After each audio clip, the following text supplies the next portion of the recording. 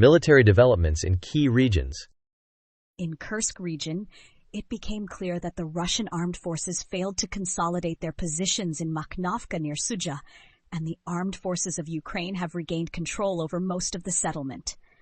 There is an increase in enemy drone strikes on Rilsk. The North grouping of forces is engaged in fierce battles to liberate Sverdlikovo, managing to dislodge the enemy from key strongholds on the northern outskirts of the village.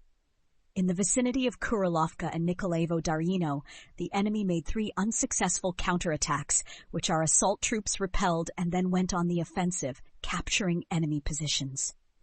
The arrival of reinforcements for the AFU in the Kursk region from among former prisoners is being recorded. In Kharkiv region, the AFU have been tasked with expelling Russian troops from the north of the Kharkiv region at all costs, where enemy reserves are being redeployed.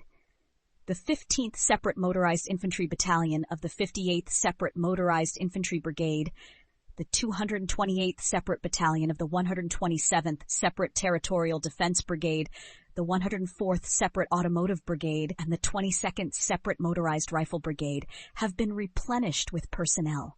There are also reports of significant fuel and lubricants deliveries. Attempts at sorties or even attacks on the Belgorod region cannot be ruled out. There is also a possibility of AFU movements towards wedging our units in the Volchansk direction.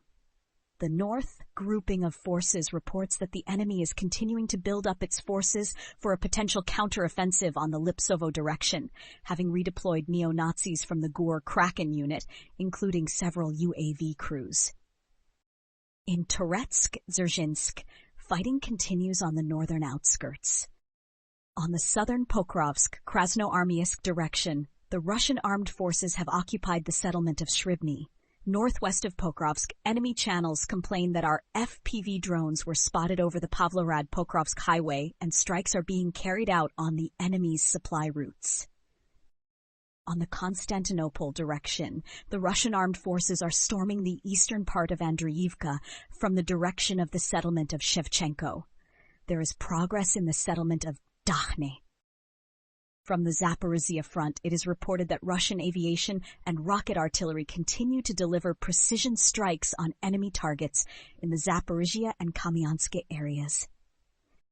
In Belgorod region, an FPV drone attacked a passenger car in the Valkovsky farmstead.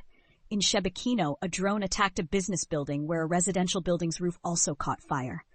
In the village of Dvulushnoy in the Valuiki district, a drone struck a passenger car. In the Volokhonovsky district, in the Yekaterinivka farmstead, a kamikaze drone attacked a vehicle with a trailer. In the village of Tishanka, residential houses were damaged by artillery shelling. In the village of Berezovka in the Borisovsky district, drones struck a parked car and an apartment building. An FPV drone attack occurred in the village of Kozmodemanivka in the Shebekino district.